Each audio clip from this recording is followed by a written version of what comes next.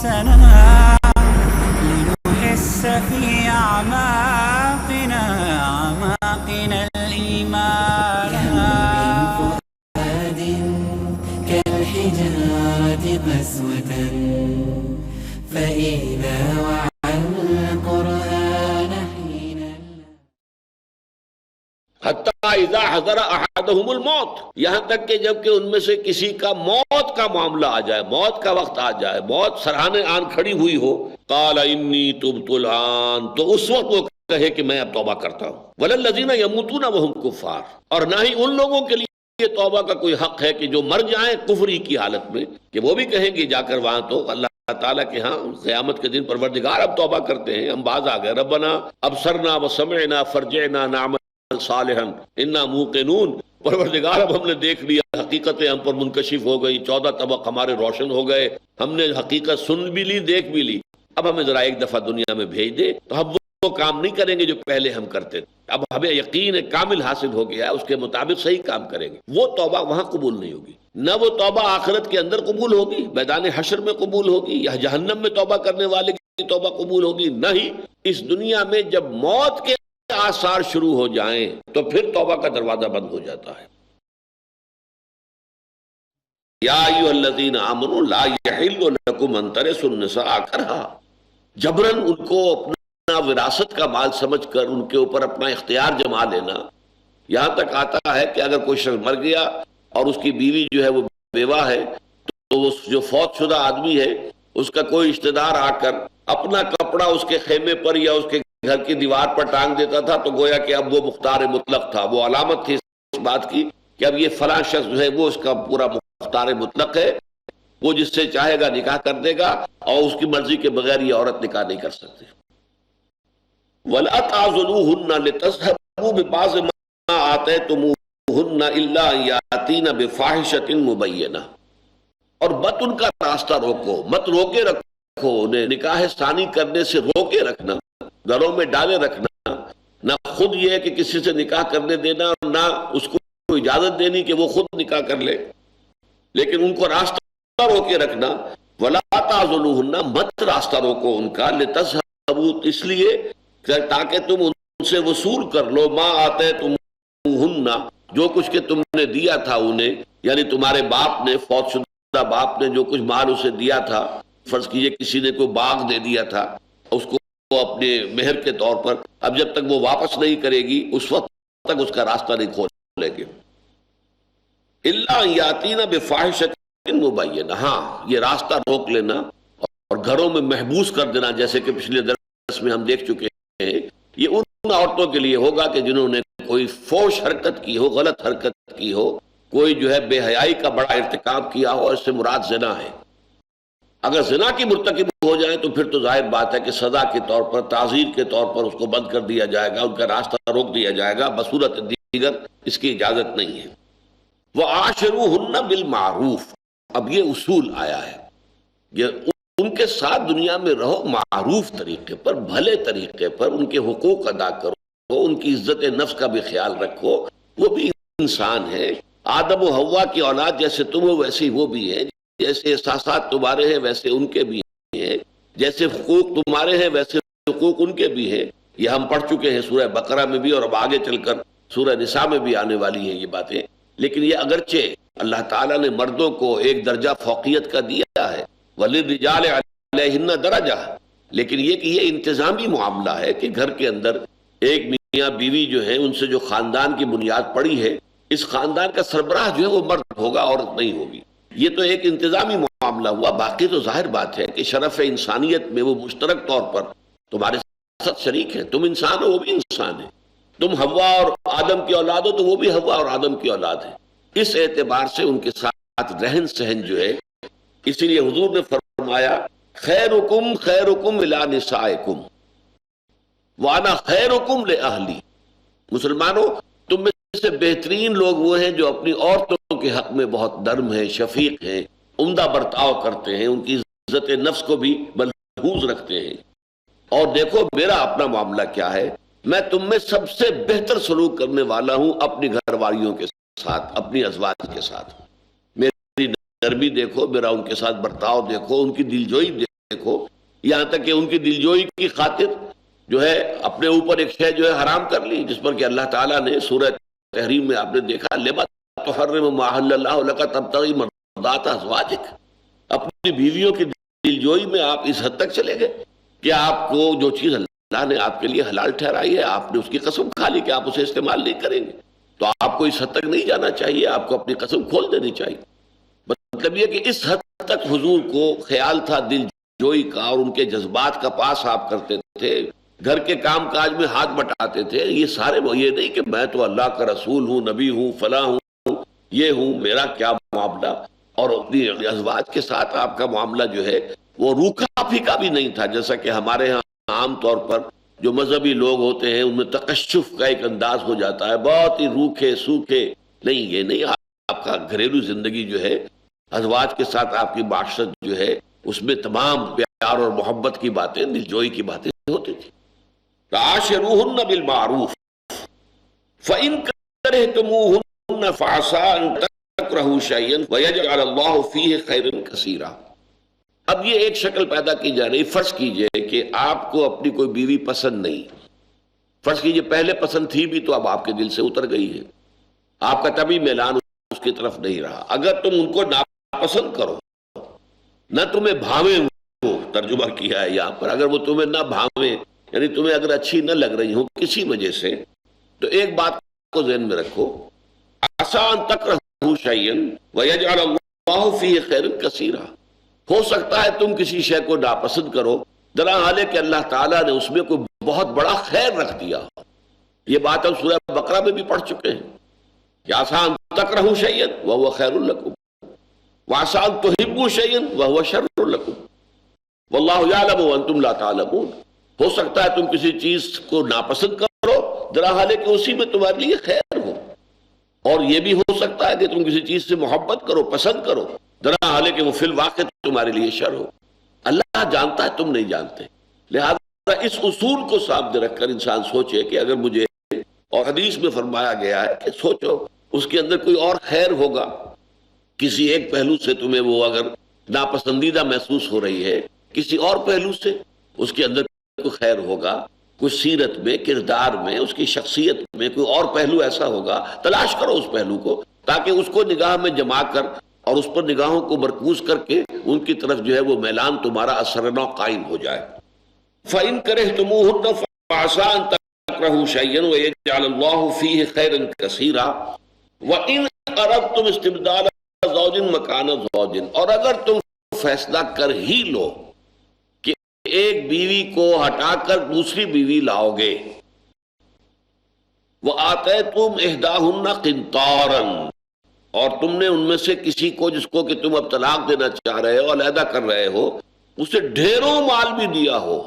مہر کے طور پر، فَلَا تَأْخُذُوا مِنْهُ شَيْئًا، تو اب تم اس سے کوئی شے نہیں لے سکتے، تمہیں پورا کا پورا وہ مال اسی کے حوالے رکھنا ہوگا۔ اب اس میں پہلی بات تو یہ آئی کہ اگر تم چاہو، یہ ایک اعتبار سے تو بات بالکل واضح ہو گئی کہ اگر ایک ہی بیوی ہے اور وہ اب کسی وجہ سے ناپسند ہو گئی ہے، طبیعت کا میلان نہیں رہا ہے، تو واقعی صورت ایسی ہے، آگے چل کر اس سورہ مبارکہ کے اندر یہ بات آ جائے گی، وہ ہم پڑھ بھی چکے ہیں وہ آیات، کہ اگر کوئی ایسی شکل بن جائے کہ کسی طرح پر بھی اب طبیعت کے اندر موافقت نہیں ہو رہی ہے، تو پھر سیپریشن بہتر ہے۔ خامخواہ جو ہے کسی عورت کو لٹکائے رکھنا، معلق رکھنا، وہ معلقہ ہو جائے کہ نہ وہ شوہر والی ہے اور نہ وہ آزاد ہے کہ کہیں اور نکاح کر سکے، تو یہ چیز ناپسندیدہ ہے۔ تو اس صورت میں سیپریشن میں کوئی حرج نہیں ہے، لیکن یہ کہ اگر تم کسی اور سے شادی کرنے کے لیے اب یہ چاہو کہ جو مہر میں نے اسے دیا تھا یہ مجھے واپس کرے، اور یہی مہر میں استعمال کر سکوں کسی اور عورت سے نکاح کے لیے، تو یہ حرام ہے، یہ مطلقاً جو ہے اس کی اجازت نہیں ہے۔ اگر تم طے کر ہی لو، اچھا اسی طریقے سے ہو سکتا ہے کسی کی 4 بیویاں ہوں، اب وہ کوئی 5ویں بیوی بھی لانا چاہتا ہے، تو اسلام کی روح سے پھر اسے ایک کو طلاق دینی پڑے گی۔ یہ تو جب حکم آیا تھا، یہ سورہ نساء کے ہم پڑھ چکے ہیں،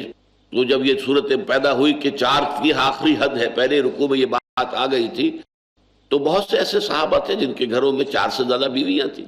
تو انہوں نے فرمایا کہ ان میں سے جن کو 4 کو تم پسند کرتے ہو چن لو، رکھ لو، باقی کو تم فارغ کر دو۔ لہذا ان کو طلاق دے دی گئی اور وہ علیحدہ ہو گئی۔ اسی طرح یہ ہے کہ اگر کسی کے ہاں پہلے ہی 4 ہیں،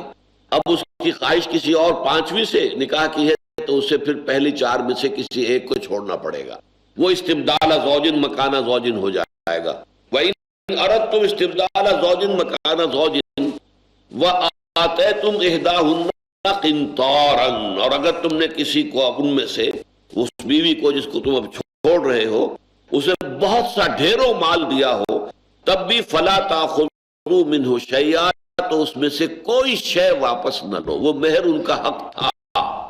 تم ان سے تمتع کر چکے ہو، وہ تمہارے گھروں میں آباد رہی ہیں، تم نے ان سے صحبت کی ہے، تمہارے ساتھ وہ رہی ہیں، لہذا ان کا جو یہ حق ہے اس میں سے کوئی بھی چیز واپس لینا یہ در حقیقت مروت کے خلاف، شرافت کے خلاف، شریعت کے خلاف، یہ در حقیقت جو ہے جانبین کے مابین طے ہونے والی بات ہے۔ ہمارے ہاں اس کے ضمن میں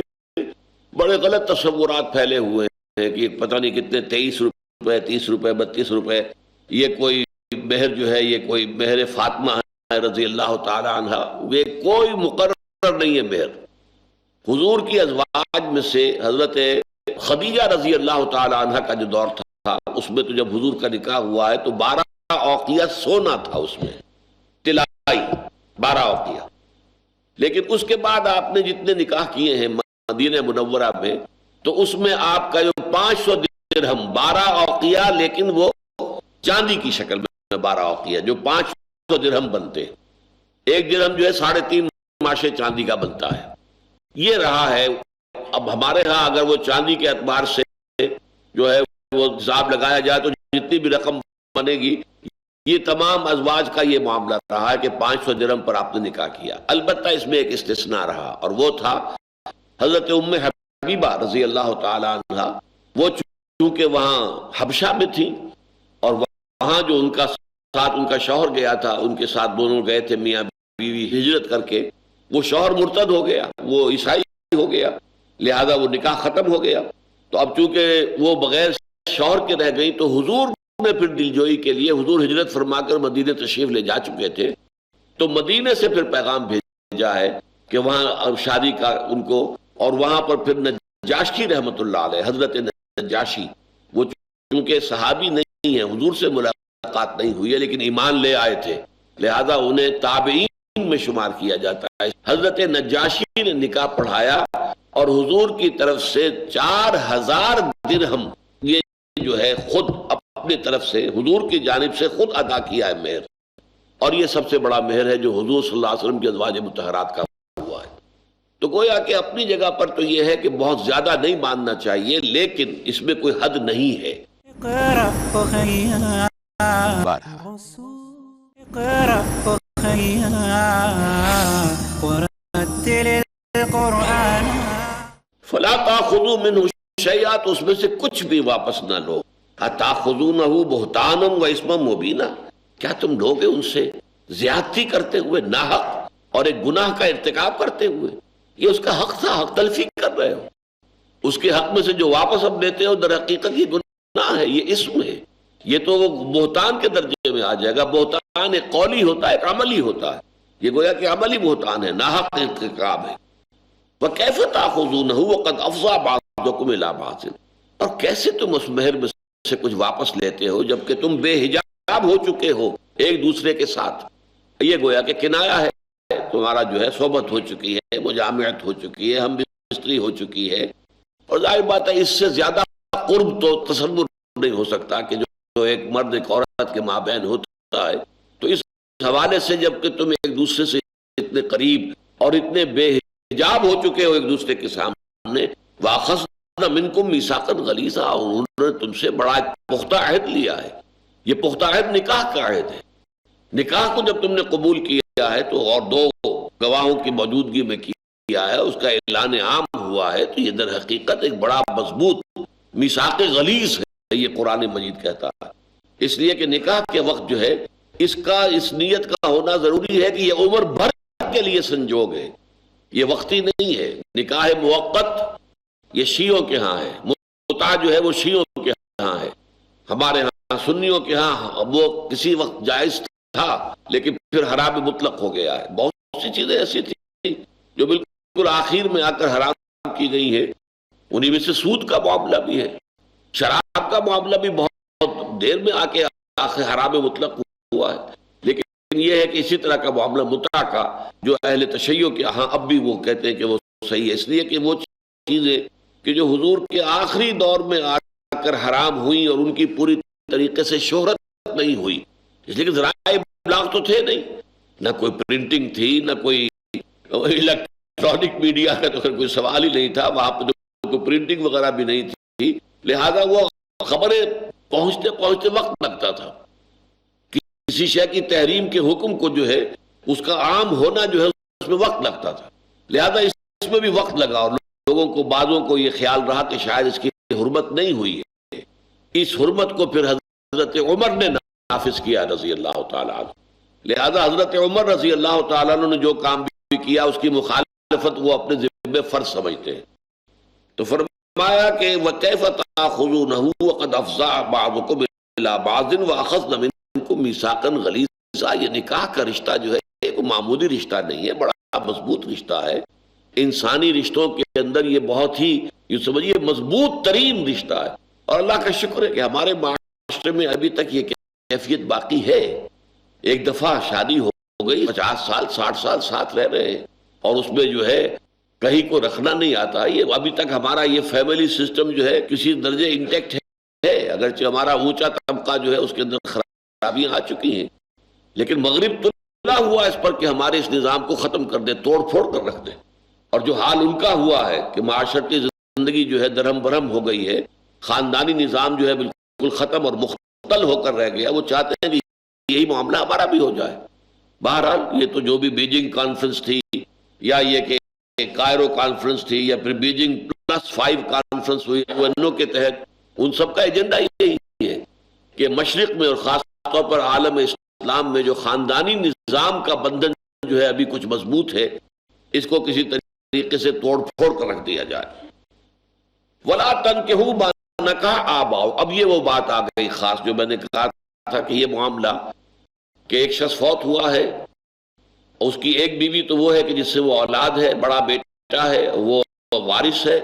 اور اس کے بعد یہ کہ باقی جو بیویاں اس کی ہیں وہ گویا کہ ڈھور ڈنگر کی طرح،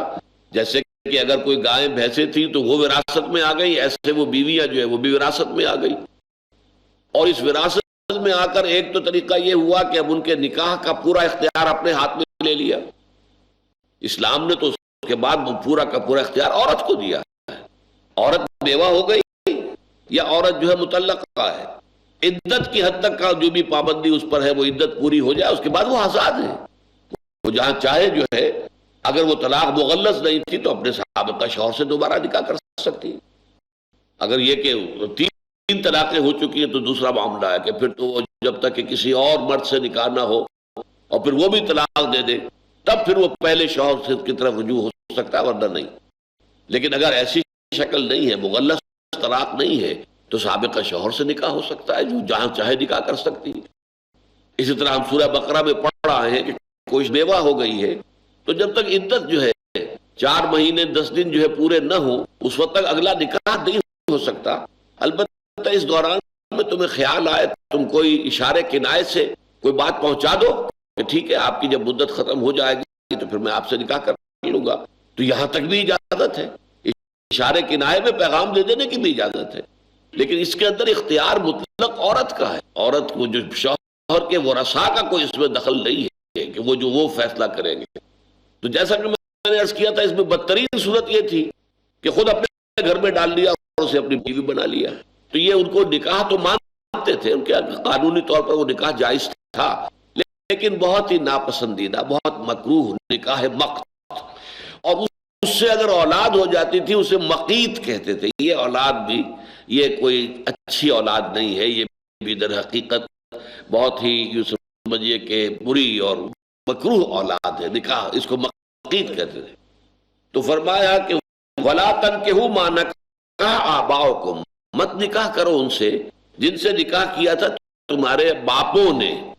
باپ بھی آ جائے گا دادا بھی آ جائے گا، کوئی بھی ہے، مَا نَكَحَ آبَاؤُكُمْ مِنَ النِّسَاءِ، خواتین میں سے إِلَّا مَا قَدْ سَلَفَ، سوائے اس کے جو ہو گیا، اب تک جو حکم نہیں دیا گیا تھا، اب تک بات قرآن میں نہیں آئی تھی، لہذا جو ہو گیا ہو گیا. اس کے لیے تو اب یہ ہے کہ اس چیپٹر کو اوپن نہیں کیا جائے گا، لیکن آئندہ کے لیے اب یہ حرام مطلق ہے. وَلَا تَنكِحُوا مَا نَكَحَ آبَاؤُكُم مِّنَ النِّسَاءِ إِلَّا مَا قَدْ سَلَفَ إِنَّهُ كَانَ فَاحِشًا. یہ بڑی بے حیائی کی بات ہے. وہ مقتا، یہی لفظ آ گیا مقت. اس معاشرے میں بھی یہ لفظ استعمال ہوتا تھا، نکاح مقت. مقتا بہت ہی یعنی گھناونی شے، بہت ہی بری شے، بہت ہی بیزار کن شے ہے. وساء سبیلا، اور بہت برا راستہ ہے. جیسا کہ میں نے عرض کیا کہ اس کی اولاد بھی اگر ہو جاتی تھی پھر تو اسے کہتے تھے مقیت. اور حضور کے زمانے میں حضور کے جو مخالفین تھے شدید، ان میں سے دو جو ہیں، اشعث بن قیس یہ بھی مقیت تھا، اور ابو معیط جو تھا جس کا بیٹا جو ہے عقبہ ابن ابی معیط، یہ گویا کہ ابو جہل کا دست راست تھا، وہ بھی مقیت تھا. یعنی اس کے باپ کی بھی معاملہ یہی تھا کہ اس کے دادا نے اپنی سوتیلی ماں کو جو ہے وہ اپنے گھر میں ڈال لیا تھا، اور اس سے یہ ابو معیط ہوا، اور اس کا پھر بیٹا جو ہے یہ عقبہ ابن ابی معیط تھا. انہو کان فاحشۃ ومقتا وساء سبیلا. اب یہ جو چند چیزیں یہاں بیان ہوئی، اس کے حوالے سے اب قانون آ رہا ہے جو ابدی قانون ہے. یعنی وہ رشتے کہ جن میں نکاح حرام مطلق ہے، کسی شکل میں نکاح نہیں ہو سکتا. حرمت علیکم امہاتکم، تم پر حرام کر دی گئی ہے تمہاری مائیں. یہ ماں بھی ہوگی، پھر ماں سے اوپر نانی اور جو بھی چلے، اور دادی اور جو بھی رشتہ چلے، یہ سب کے سب ماں کے انذیل میں آ جائیں گے. اوپر رشتے جو بھی جائیں گے. امہاتکم و بناتکم، اور بیٹیاں، بیٹیوں میں پھر نواسیاں، پوتیاں، یہ سب شامل ہوں گی، ان سے نکاح نہیں ہو سکتا. وَأَخَوَاتُكُمْ، تمہاری بہنیں، اور یہ بہنیں چاروں قسم کی ہوں گی. عینی ہوں یعنی باپ اور ماں دونوں مشترک ہیں، اللاتی ہوں کہ باپ وہی ہے ماں جدا ہے، اخیافی ہوں ماں وہی ہے باپ جدا ہے، یا رضاعی ہوں اگر ماں نے دودھ پلا دیا تھا ان کی. تو یہ چاروں بہنیں جو ہیں، چاروں قسم کی بہنیں جو حرام مطلق ہے، یہ ابدی ہے حرمت، ہمیشہ ہمیشہ کے لیے، کسی شکل میں جائز نہیں نکاح. حرمت علیکم امہاتکم و بناتکم و اخواتکم و عماتکم، تمہاری پھوپھیاں، و خالاتکم، تمہاری خالائیں، و بنات الاخ، اور بھائی کی بیٹیاں یعنی بھتیجیاں، و بنات الاخت، اور بہن کی بیٹیاں یعنی بھانجیاں، وَأُمَّهَاتُكُمُ اللَّاتِي أَرْضَعْنَكُمْ، اور تمہاری وہ مائیں جنہوں نے تمہیں دودھ پلایا ہے. اب اس میں ذرا بحث ہے ہمارے ہاں. یہ دودھ پلانا صرف ایام رضاعت تک کا معاملہ ہے کہ جس سے کہ وہ رضاعت جو ہے ثابت ہو جاتی ہے اور حرمت ہو جاتی ہے. اس کے بعد اس سے بڑی عمر کے اگر کسی بچے کو دودھ پلایا ہے تو وہ بچے کو یا کسی جوان کو کسی عورت نے دودھ پلا دیا ہے تو اس سے وہ حرمت رضاعت ثابت نہیں ہوتی. جو رشتے جو ہیں نسب کی بنیاد پر حرام ہو جاتے ہیں، جن میں نکاح نہیں ہو سکتا، وہ رضاعت کی بنیاد پر بھی ہو جاتے ہیں. وَأُمَّهَاتُكُمُ اللَّاتِي أَرْضَعْنَكُمْ، اور تمہاری وہ مائیں کہ جنہوں نے تمہیں دودھ پلایا، وَأَخَوَاتُكُم مِّنَ الرَّضَاعَةِ، اور جو رضاعی بہنیں تمہاری ہیں. رضاعی بہن، جیسا کہ میں نے عرض کیا کہ جتنے رشتے نسب کی بنیاد پر حرام مطلق ہیں، اتنے ہی رشتے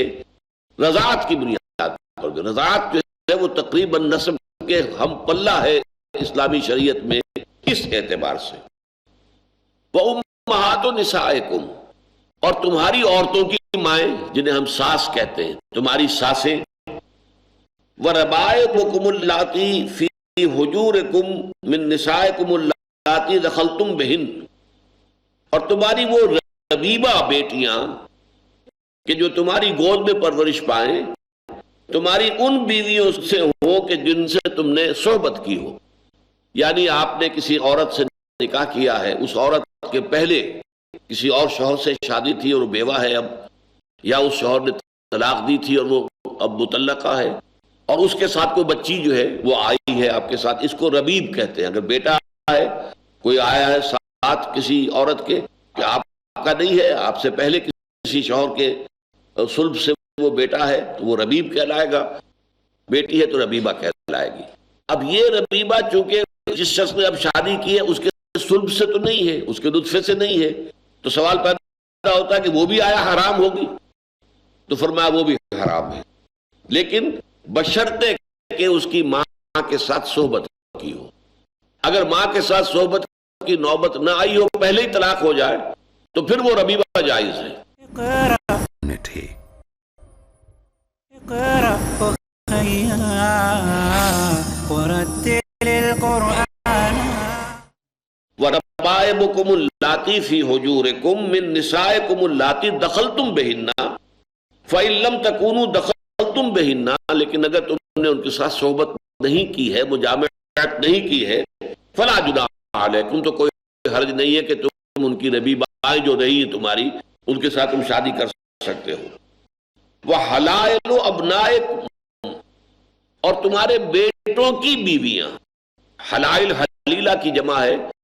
حلیلہ وہ عورت جو حلال ہے، تو ظاہر بات ہے بیوی ہی حلال ہوتی ہے سب سے بڑھ کر، اس کے ساتھ انسان جو ہے جو بھی جنسی تعلق قائم کرتا ہے وہ حلال ہے۔ وہ حلائل ابنائکم الذین من اصلابکم، تمہارے ان بیٹوں کی بیویاں جو تمہارے صلب سے ہوں۔ منہ بولے بیٹے کا معاملہ نہیں ہے، جیسا کہ آپ کو معلوم ہے حضرت زینب بنت جحش رضی اللہ تعالیٰ عنہ کے ساتھ جو معاملہ ہوا کہ ان کا جو نکاح حضور نے کروایا تھا حضرت زید ابن حارثہ رضی اللہ تعالیٰ عنہ کے ساتھ، اور پھر انہوں نے جو ہے وہ طلاق دے دی، تو پھر حضور سے ان کا اللہ تعالیٰ کے حکم سے نکاح ہوا، پہلے آسمان پر پھر زمین پر، تو اس لیے تاکہ یہ رسم جو ہے ٹوٹ جائے، ورنہ عرب میں یہ تھا کہ منہ بولا بیٹا بھی بالکل بیٹے کے مانند تھا، وراثت میں بھی اس کا حصہ ہے، فلاں بھی ہے، یہ بھی ہے، وہ بھی ہے، اور اس کے ساتھ جو ہے اس کی بیوی کے ساتھ جو ہے کسی طور پہ بھی ہمیشہ ہمیشہ کے لیے گویا کہ وہ جو ہے وہ حرام ہے، وہ باپ جو ہے اس سے نکاح نہیں کر سکتا، چاہے وہ منہ بولے بیٹے نے طلاق دے دی ہو یا منہ بولا بیٹا فوت ہو گیا ہو، بیوہ ہو وہ نہیں، لیکن یہ شریعت نے کہا ہے تمہارے صرف ان بیٹوں کی بیویاں کہ جن سے تم نے صحبت کی ہو۔ وَأَن تَجْمَعُوا بَيْنَ الْأُخْتَيْنِ، اور یہ بھی حرام ہے کہ تم دو بہنوں کو ایک نکاح میں جمع کرو۔ ایک بہن اگر آپ کے پہلے نکاح میں ہے تو دوسری بہن اس وقت نکاح میں نہیں آ سکتی، ہاں پہلی یہ بہن جو ہے فوت ہو جائے یا اسے آپ نے طلاق دی ہو، تب تو پھر اس کی بہن کے ساتھ جو ہے نکاح ہو سکتا ہے۔ یہ گویا کہ محرمات ابدیہ میں سے نہیں ہے، یہ اس حوالے سے ہے کہ چونکہ کوئی عورت آپ کے نکاح میں ہے تو اس کی بہن جو ہے وہ آپ کے لیے اب حرام ہے، جب تک کہ وہ پہلی بہن جو ہے یا تو وہ فوت ہو یا آپ طلاق دیں، اس کے بغیر جو ہے ان دونوں کو جمع کرنا جائز نہیں۔ لیکن اسی کو ایکسٹینڈ کیا حضور نے صلی اللہ علیہ وسلم کہ جیسے دو بہنوں کو ایک نکاح میں جمع نہیں کیا جا سکتا، اسی طرح خالہ اور بھانجی کو بھی جمع نہیں کیا جا سکتا، اور پھپھی اور بھتیجی کو بھی جمع نہیں کیا جا سکتا۔ یہ اضافہ ہے محمد الرسول اللہ صلی اللہ علیہ وسلم کی جانب سے، اور یہ اصول ہے کہ حدیث کے ذریعے سے، سنت کے ذریعے سے قرآن پر اضافہ ہو سکتا ہے، قرآن کی کسی چیز کی نفی نہیں ہو سکتی، لیکن قرآن پر اضافہ جو ہے وہ ہو سکتا ہے۔ اس حوالے سے یہاں جو ہے اس کو نوٹ کر لیجئے، اس کی ایک اہم مثال یہی ہے۔ وَأَن تَجْمَعُوا بَيْنَ الْأُخْتَيْنِ إِلَّا مَا قَدْ سَلَفَ، جیسے پہلے آیا تھا ایسے یہاں دوبارہ آ گیا، جو کچھ پہلے ہو چکا۔ اب ظاہر بات ہے اس کو انڈو کرنا ممکن نہیں ہے، وہ معاملہ جو گزر چکا، آئندہ اب یہ قانون ہے ابدی۔ ان اللہ کان غفور الرحیم، یقیناً اللہ تعالیٰ غفور ہے، رحیم ہے، جو پہلے جو کچھ ہو گیا اس کے لیے غفور الرحیم ہے۔ آئندہ کوئی حرکت کرو گے تو اللہ تعالیٰ کی طرف سے پکڑ ہوگی، وہ گناہ شمار ہوگا، معصیت شمار ہوگا۔ اب ایک اور کیٹیگری ہے، والمحصنات من النساء الا ما ملکت ایمانکم، اور وہ عورتیں جو کسی اور کے قید نکاح میں ہوں۔ یہ محسن اور احسان، اس کو ذرا اچھی طرح سمجھ لیجئے کہ اس کے معنی کیا ہے۔ حسن کہتے قلعے کو، جس کی چار دیواری ہے جس کا فصیل ہے، اس کے اندر جو ہے محفوظ ہے، تو عورت جو کسی کے نکاح میں ہے یہ گویا کہ ایک خاندان کی ایک دیوار اب اس کی پروٹیکشن حاصل ہے۔ اسی طریقے سے وہ عورتیں کہ جو خاندانی ہوں، شریف زادیاں جن کو ہم کہتے ہیں، ایک ہے کنیزیں لونیے، نہیں، جو خاندانی عورتیں ہیں، آزاد عورتیں ہیں، وہ بھی چاہے نکاح ان کا بھی نہیں ہوا ہو، لڑکیاں ہوں، وہ ابھی کنواری لڑکیاں، وہ بھی محسنہ ہوں گی کہ خاندان کا حصار ان کے گرد ہے، انہیں بھی ایک حفاظت حاصل ہے، ایک پروٹیکشن حاصل ہے، اس کے گرد جو ہے ایک فصیل موجود ہے۔ تو احسان دو طرح کا ہو گیا، یا تو کسی کے قید نکاح میں ہونے کی وجہ سے کوئی عورت محسنہ ہے کہ وہ کسی کے نکاح میں ہے اور اس نے اپنے گھر میں آباد کیا ہے، گھر کی چار دیواری ہے، چادر اور چار دیواری کا لفظ جو ہے کثرت کے ساتھ استعمال ہوا تھا ضیاء الحق صاحب کے دور میں، تو چار دیواری جو ہے خاندان کا جو ہے وہ نکاح کا تعلق ہے، تو وہ محسنات یہاں اس معنی میں آیا ہے کہ اگر کسی اور کے گھر میں کوئی عورت آباد ہے تو اب ظاہر بات ہے کہ آپ کے لیے حرام ہے، جب تک کہ وہ شخص فوت نہ ہو اور یہ بیوہ ہو جائے، یا وہ شخص طلاق نہ دے اور اس طلاق کے بعد جو ہے عدت پوری ہو چکی ہو، تو والمحصنات من النساء، جتنی بھی اور عورتیں ہیں کہ جو قید نکاح میں ہیں وہ بھی حرام ہے تمہارے لیے، الا ما ملکت ایمانکم، سوائے اس کے جو تمہاری ملک یمین بن جائیں۔ فرض کیجئے کفار کے ساتھ آپ کا مقابلہ ہوا اور اس میں آپ کی کوئی لونیاں جو ہیں بن کر جو ہے وہ پی او ڈبلیوز خواتین آئیں اور انہیں تقسیم کر دیا گیا، تو اگرچہ ان کا وہاں شادی ہے کفار کے ہاں اور وہاں ان کے کافر جو بھی ہے مشرک شوہر، انہوں نے ان کو طلاق نہیں دی ہے، قید نکاح میں ہے لیگلی، لیکن اب وہ ملک یمین ہونے کے ناطے سے، لونڈی ہونے کے ناطے سے آپ کے لیے جائز ہے کہ آپ اس سے تعلق کریں۔ یہ ہے الا والمحصنات من النساء، جو عورتیں بھی کسی کی قید نکاح میں ہوں وہ حرام مطلق ہے تمہارے لیے، الا ما ملکت ایمانکم، سوائے ان کے کہ جن کے تمہارے داہنے ہاتھ مالک ہو جائیں، وہ تمہاری جائز شرعی اعتبار سے، فقہی اعتبار سے، شریعت کی روح سے وہ جائز تمہاری لونیاں ہوں، تو وہ بھی تمہارے لیے جائز ہو جائیں گی، چاہے ابھی ویسے وہ قانونی طور پر اپنے وہ جو شوہر ہیں کافر اور مشرک ان کے نکاح میں ہیں۔ تو یہ ایکسیپشن ہوئی محسنات میں سے۔ کتاب اللہ علیکم، اب یہ قانون پورا ہوا، یہ اللہ کی کتاب ہے تم پر،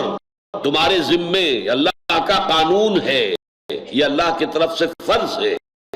اس کو ہلکا نہ جانو۔ یہ محرمات جن کی یہ فہرست دی گئی ہے، اس کو یہ نہ سمجھو کہ معمولی معاملہ ہے اور جیسے چاہیں ہم کر لیں، اونچ نیچ کر لیں، آگے پیچھے کر لیں، قطع نہیں۔ کتاب اللہ علیکم، اللہ آپ کو معلوم آتا ہے کسی ذمہ داری کے لیے، انما التوبۃ علی اللہ للذین یعملون السوء بجہالۃ ثم یتوبون من قریب، اللہ کے ذمہ ہے کہ وہ توبہ قبول کرے ان لوگوں کی کہ جو کسی نادانی میں، جہالت میں، جذبات کی رو میں بہ کر غلط حرکت کر بیٹھتے ہیں پھر فوراً توبہ کرتے ہیں۔ اسی طرح کتاب اللہ علیکم، یہ اللہ کا فرمان ہے، اللہ کا حکم ہے، واجب الاذعان ہے، واجب التعمیل ہے، واجب التنفیذ ہے تمہارے لیے۔ وَأُحِلَّ لَكُم مَّا وَرَاءَ ذَلِكُم، باقی رشتے جو ہیں دنیا کے وہ تمہارے لیے جائز ہیں، یعنی یہ کہ شریعت نے صرف وہ معاملہ واضح کر دیا کہ جہاں تمہارا نکاح نہیں ہو سکتا، باقی جو ہے وہ سب کے سب مباح ہے۔ پوری دنیا جو ہے اس کے اندر آپ جو ہے ظاہر بات ہے کہ اس کا مسلمان ہونا شرط ہے، باقی یہ کہ اگر ان شرائط میں سے کوئی اور شرط موجود نہیں ہے، ان قیود اور حدود میں سے کوئی اور حد یا قید نہیں ہے، تو جائز ہے نکاح کرو۔ وَأُحِلَّ لَكُم مَّا وَرَاءَ ذَلِكُمْ أَن تَبْتَغُوا بِأَمْوَالِكُمْ، کہ تم حاصل کرو ان خواتین کو اپنے نکاحوں میں اپنے مالوں کے عوض، مہر لازم ہے، یہ ایک شرط کے طور پر ہے اسلامی نکاح میں کہ آپ کو مہر کچھ نہ کچھ دینا پڑے گا، تھوڑا بھی ہو سکتا ہے، زیادہ بھی ہو سکتا ہے۔ یہ علامت ہے اس بات کی. میں نے عرض کیا نا کہ یہ اصل میں اہمیت یہ ہے کہ جب خاندانی نظام قرآن بنانا چاہتا ہے اس میں مرد کو قوام بنانا ہے. اسی صورت میں آگے آ جائے گا رجال قوامون علی النساء. اب یہ قوامیت جو ہے اس کی علامت یہ ہے، اگرچہ شادی ویسے آپ صحیح ہے دیکھیے کہ فزیولوجیکلی اور ویسے بھی شادی مرد کی بھی ضرورت ہے، عورت کی بھی ضرورت ہے. عورت کی زندگی بھی نامکمل ہے مرد کے بغیر، اور مرد کی زندگی بھی نامکمل ہے عورت کے بغیر. گویا کہ دونوں طالب بھی ہیں مطلوب بھی ہیں،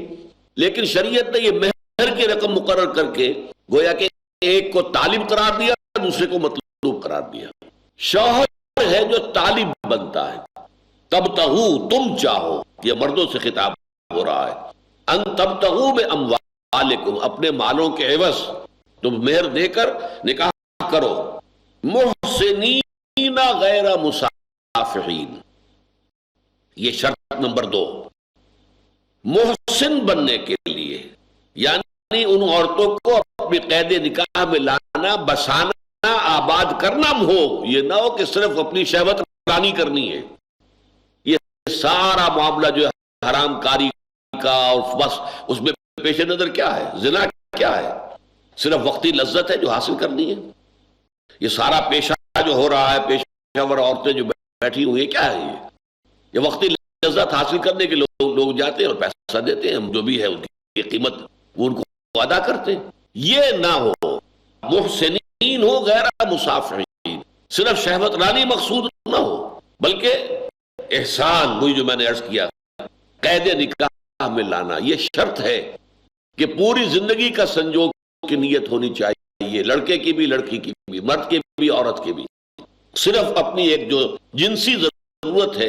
اور وقتی لذت جو ہے حاصل کر لینا، تلذذ، یہ نہیں. اقرأ وخيا ورتل القرآن فَمَا اسْتَمْتَعْتُمْ بِهِ مِنْهُنَّ فَآتُوهُنَّ أُجُورَهُنَّ فَرِيضَةً. تو اب تم نے جو ان سے تمتع کیا، فائدہ اٹھایا، تم نے اپنے گھر میں آباد رکھا، اپنی جنسی ضرورت ان سے پوری کی ہے، تو اب تمہارے ذمہ ہے کہ انہیں ان کے مہر ادا کرو فرض جان کر. اس کو اپنے اوپر تاوان نہ سمجھو، اسے اپنے اوپر جرمانہ نہ سمجھو. ان کے جو بھی اجور ہیں، اور اس سے پہلے صدقات کا لفظ آیا تھا، وہ بھی کسی کے صدق نیت اور صدق طلب کی علامت ہے. صدقاتہن نحلہ وآتوا النساء صدقاتہن نحلہ، خوش دلی کے ساتھ ان کے جو مہر ہے وہ ادا کیا کرو. تو فرمایا فریضہ. اب دیکھیے الفاظ کیا قرآن استعمال کر رہا ہے. کتاب اللہ علیکم، ان احکام کو لائٹلی مت لو، یہ اللہ کی طرف سے لکھ دیے گئے ہیں، تمہارے لیے طے کر دیے گئے ہیں. یہ ہے کہ جو ہمیشہ کے لیے دائم و قائم ہے، تمہارے ذمہ ہے، تمہارے لیے واجب الاذعان، واجب التعمیل، واجب التنفیذ. یہاں فرمایا فآتوہن اجورہن فریضہ، اسے فرض اللہ تعالیٰ کی طرف سے سمجھ کے ادا کرو. ولا جناح علیکم فیما تراضیتم بہ من بعد الفریضہ. ہاں، اس میں کوئی حرج نہیں ہے کہ تم باہم راضی ہو جاؤ، آپس میں باہمی رضامندی سے اس میں کچھ کمی بیشی کر لو. اگر عورت معاف کر دیتی ہے، ٹھیک ہے، میں آپ کو اپنا آدھا مہر معاف کرتی ہوں، یا چوتھائی میں معاف کرتی ہوں، عورت اگر معاف کرتی ہے تو اسے اختیار ہے. یہ اس کی ملکیت کا معاملہ ہے. ملکیت میں آپ کو معلوم ہے کہ انسان جو چاہے اپنی ملکیت میں سے جس کو چاہے ہبہ کر دے، جب چاہے کچھ شے دے دے کسی کو، تو وہ اس کے اختیار میں ہے. یہ نہیں کہ آپ جبر کریں، اس کا راستہ روکیں کہ پہلے مہر میرا واپس کرو پھر میں تمہارا راستہ خالی کروں گا. گھروں میں روکے رکھنا، اور طلاق ایک دے دی پھر روک لیا، پھر دوسری دے دی پھر روک لیا. یہ سب کچھ کس لیے کر رہے ہیں؟ تاکہ تنگ کر کے اس سے اپنا دیا ہوا مال جو واپس لے لیں. اب دیکھیے یہ چیزیں قانون میں تو آ جائے گی، آپ کو اختیار ہے. طلاق دی ہے تو آپ عدت کے اندر رجوع کر سکتے ہیں، آپ نے رجوع کر لیا، لیکن نیت آپ کی یہ تھی کہ اسے مجھے تنگ کرنا ہے، ذرا ستانا ہے اسے. ورنہ اگر آج عدت ختم ہو گئی تو آزاد ہو گئی، میرے ہاتھ سے نکل گئی، چڑیا گئی، لہذا میں اسے اپنے ہاتھ میں رکھوں گا. ابھی تو اس نیت سے رجوع کر رہے ہیں. تو یہ قانون شریعت کے ساتھ گویا کہ مذاق ہو رہا ہے، کھیل ہو رہا ہے، اللہ تعالیٰ کی شریعت کو تم نے کھیل بنا لیا ہے، تم اللہ تعالیٰ کی آیات کا جو ہے استہزاء کر رہے ہو، مذاق اڑا رہے ہو، کھیل بنا رہے ہو، یہ نہ ہو۔ تو فرمایا ہاں آپس میں رضامندی سے اگر عورت کو چھوڑ دیتی ہے تو ٹھیک ہے، ان اللہ کان علیما حکیما، یقیناً اللہ تعالیٰ جو ہے وہ سب کو جاننے والا ہے اور بہت حکمت والا ہے۔ وَمَن لَّمْ يَسْتَطِعْ مِنكُمْ طَوْلًا أَن يَنكِحَ الْمُحْصَنَاتِ الْمُؤْمِنَاتِ، اور تم میں سے جسے استطاعت حاصل نہ ہو کہ وہ نکاح کر سکے خاندانی خواتین سے، اب یہ محسنات اس معنی میں آیا ہے، خاندانی شریف گھرانوں کی لڑکیاں، ان سے نکاح کرنا، ان کو مہر فرض کیجئے، ایک خاندان کے اندر مہر مقرر ہے، ہمارا تو اتنا مہر ہے، مہر مصر جو ہے شریعت کے اندر بھی اس کی ایک اعتبار کیا جاتا ہے کہ کسی کی 5 بیٹیاں تھیں، 4 بیٹیوں کے جو مہر تھے 5ویں کا بھی وہی ہوگا، اس سے کم تو نہیں ہوگا، تو وہ مہر کا معاملہ فرض کیجئے کہ تمہاری ریچ سے باہر ہے، اس وقت تم نہیں نکاح کر سکتے۔ آج کل عرب میں اگر آپ کہیں جائے تو وہاں بہت سے لوگ جو ہیں جو یہ خیرات مانگنے کے لیے ہوتے ہیں، وہ صاف اعلان کرتے ہیں کہ ہمیں شادی کرنی ہے اور مہر کے لیے پیسہ چاہیے، ہمارے پاس پیسہ چاہیے، اور وہ بیٹھ جاتے ہیں، لوگوں نے دیتے ہیں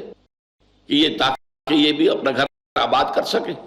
یعنی یہ نہیں وہ کہتے کہ ہم بھوکے مر رہے ہیں تو بھوکے مرنے کی وجہ سے ہم ہاتھ پھیلا، نہیں، شادی کرنی ہے، اس کے لیے مہر کے لیے پیسے چاہیے، مدد چاہیے، لوگ مدد کرتے ہیں۔ تو اب یہ کہ اگر تمہارے اندر استطاعت نہیں ہے، وَمَن لَّمْ يَسْتَطِعْ مِنكُمْ طَوْلًا أَن يَنكِحَ الْمُحْصَنَاتِ الْمُؤْمِنَاتِ فَمِمَّا مَلَكَتْ أَيْمَانُكُم مِّن فَتَيَاتِكُمُ الْمُؤْمِنَاتِ، تو پھر جو تمہاری لونڈیاں ہیں، مومن لونڈیاں، ان میں سے جس سے چاہو تم نکاح کر سکتے ہو۔ یہ مومن لونڈی کون ہے؟ پکڑی تو گئی تھی تو وہ کافر تھی، مشرک تھی، لیکن اب ایمان لے آئی، ایمان لانے کی وجہ سے وہ آزاد نہیں ہو جائے گی، لونڈی لونڈی ہی رہے گی، لیکن وہ مومنہ لونڈی ہوئی۔ اس لونڈی کے ساتھ کوئی آزاد مسلمان مرد نکاح کر سکتا ہے اس کے آقا کی اجازت سے۔ اس کا نتیجہ کیا نکلے گا کہ پھر آقا اس سے کوئی تعلق نہیں رکھے گا، گویا کہ جو حق اس آقا کے پاس تھا کہ اس سے تمتع کرے، اس سے صحبت کرے، وہ اپنا حق جو ہے وہ ٹرانسفر کر دیتا ہے کسی مسلمان مرد کو جو غریب ہے، جو کسی خاندانی آزاد عورت سے نکاح کرنے کی استطاعت نہیں رکھتا۔ تو لونڈیوں سے ظاہر بات ہے کہ ان کا نکاح بہت تھوڑے سے مہر کے اوپر ہو جاتا تھا۔ مما ملکت ایمانکم من فتیاتکم المؤمنات، اب اس میں ایک اندیشہ ہوتا تھا کہ ہو سکتا ہے کسی عورت نے صرف اپنے لیے ایک راستہ نکالنے کے لیے ہی وہ ایمان کا اعلان کر دیا ہو، دل میں اس کے ایمان نہ آیا ہو، جیسے کہ جب اعلان ہوا ہے سن 9 ہجری کے اندر کہ اب آئندہ جو ہے بس 4 مہینے کی مہلت ہے، یہ سارے جتنے بھی معاہدے ہیں یہ ختم، اور جو لوگ ایمان نہیں لائیں گے ان کا قتل عام کیا جائے گا، تو بہت سے لوگ ایمان اپنی جان بچانے کے لیے ایمان لے آئے۔ اسی طریقے سے فرض کیجئے کہ یہ کوئی کسی عورت نے یہ سمجھا ہو مسلمان معاشرے کے اندر میں آئی گئی ہوں، لونڈی کی حیثیت سے یہاں ہوں، تو میں کیوں نہ مسلمان ہی ہو جاؤں تاکہ کچھ نہ کچھ تو میرا لحاظ کیا جائے گا کہ یہ مسلمان عورت ہے، تو اس نے ایمان جو ہے کلمہ پڑھ لیا۔ تو فرمایا واللہ اعلم بایمانکم، دیکھو تمہارے ایمان سے اللہ واقف ہے، تم اس کی بحث نہیں کر سکتے، جو بھی لونڈی ایمان لے آئی وہ مومنہ شمار ہوگی۔ آپ یہ نہیں کہہ سکتے تم خامخواہ جو ہے وہ اپنی جان بچانے کے لیے یا کوئی مفاد حاصل کرنے کے لیے یا کسی مسلمان مرد سے نکاح کرنے کے قابل ہو جانے کے لیے تم نے ایمان کا اعلان کیا ہے، اس کا حق کسی مسلمان کو حاصل نہیں ہے کہ کسی کے ایمان پر شک کرے۔ دوبارہ پڑھ لیں اس کو، وَمَن لَّمْ يَسْتَطِعْ مِنكُمْ طَوْلًا أَن يَنكِحَ الْمُحْصَنَاتِ الْمُؤْمِنَاتِ فَمِمَّا مَلَكَتْ أَيْمَانُكُم مِّن فَتَيَاتِكُمُ الْمُؤْمِنَاتِ اللہ اعلم بایمانکم، اللہ بہتر جانتا ہے، خود تمہارے اندر کتنا ایمان ہے کتنا نہیں ہے اللہ بہتر جانتا ہے، کتنا گہرا ہے کتنا سطحی سا ہے، یہ اللہ کے علم میں ہے۔ اس طرح ان کا ایمان حقیقی ہے کیا ہے، مصنوعی ہے، اللہ بہتر جانتا ہے۔ بعضکم من بعض، پھر ویسے بھی تم ایک دوسرے میں سے ہو تو سب بنی آدم. یہ ٹھیک ہے کہ آج تمہاری حیثیت جو ہے وہ آزاد انسان کی ہے اس معاشرے کے اندر، اور وہ لونڈی ہے یا غلام ہے، لیکن ہو تو تم بنی آدم سب کے سب. بعضکم من بعض فانکحوہن، تو ان سے تم نکاح کر سکتے ہو بإذن اہلہن، ان کے مالکوں کی اجازت کے ساتھ. ظاہر بات ہے وہ مالک جو ہے، آقا جو ہے، اس کا وہ حق ہے کہ وہ اپنی لونڈی سے تمتع کر سکتا ہے، اس سے صحبت کر سکتا ہے. وہ اپنے اس حق کو ساقط کرے گا، اور یہ حق گویا کہ وہ منتقل کر رہا ہے جس سے کہ اجازت دے رہا ہے کہ وہ آدمی ان کے ساتھ نکاح کر لے. تو بِإِذْنِ أَهْلِهِنَّ وَآتُوهُنَّ أُجُورَهُنَّ بِالْمَعْرُوفِ، ان کو بھی ان کے مہر جو ہے بہتر طریقے سے شرافت کے ساتھ ادا کرو. لیکن شرطیں جو ہے محسنات، وہی دو شرطیں تو وہی آ گئی. محسنات، انہیں گھر میں آباد کرنا مقصود ہونا چاہیے. غیر مصافحات، صرف یہ نہ ہو کہ شہوت رانی مقصود ہو. ولا متخذات اخدان، اور نہ یہ کہ چھپی ہوئی یاریاں اور دوستیاں اور خفیہ تعلقات، معاذ اللہ ثم معاذ اللہ، یہ نہ ہو. فیضا حسن، پھر اگر وہ بھی آ گئی قید نکاح کے اندر، فإن أتین بفاحشۃ فعلیہن نصف ما علی المحصنات من العذاب، اب اگر وہ کوئی غلط حرکت کرے گی، فرض کیجئے وہ زنا کا ارتکاب کر بیٹھتی ہیں، تو ان کو سزا ملے گی آدھی ان عورتوں کی نسبت کے جو خاندانی ہوں. ذالک لمن خشی العنۃ منکم، اور یہ رعایت جو ہے لونڈیوں کے ساتھ نکاح کرنے کی اجازت، یہ بھی تم میں سے ان لوگوں کے لیے دی جا رہی ہے کہ جو تم میں سے تکلیف میں پڑ جائیں کہ کیا کریں گے، کہیں گناہ میں مبتلا نہ ہو جائیں. آزاد اور شریف گھرانوں کی کسی خاتون سے نکاح کرنے کی مقدرت نہیں ہے، پیسہ نہیں ہے، مہر ادا نہیں کر سکتے، اور اس میں وہ امکان ہے کہ ہم کسی گناہ میں مبتلا ہو جائیں، غلط راستے پر جا پڑے، تو یہ رعایت ہے کہ تم لونڈی کے ساتھ نکاح کر لو اس کے آقا کی اجازت سے. لہذا یہ ایک رخصت ہے، یہ عزیمت کا پہلو نہیں ہے. اور عزیمت کیا ہے؟ وَإِن تَصْبِرُوا، اگر تم صبر کر سکو، اپنے آپ کو تھام سکو، روکے رکھو، اپنی شہوت کو جو ہے قابو میں رکھو، خیر لکم، یہ تمہارے لیے بہتر ہے. واللہ غفور الرحیم، اور یقیناً اللہ تعالیٰ غفور بھی ہے، رحیم بھی ہے، بخشنے والا ہے، رحم فرمانے والا.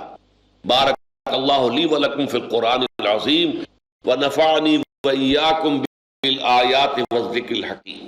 اقرأ أخيا ورتل القرآن،